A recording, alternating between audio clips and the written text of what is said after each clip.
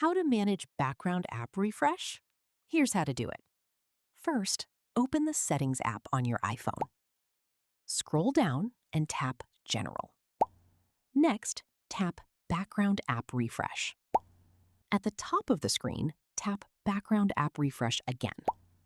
Here, you can choose Off, Wi-Fi, or Wi-Fi and mobile data, depending on how you want apps to refresh content in the background. After selecting your preferred option, go back to the previous screen. You'll now see a list of your installed apps. Simply turn the toggle on or off next to each app to allow or prevent it from refreshing in the background. Your changes will be saved automatically and take effect immediately.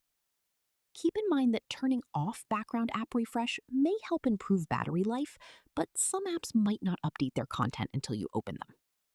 And that's it. You've successfully managed background app refresh on your iPhone. Thanks for watching.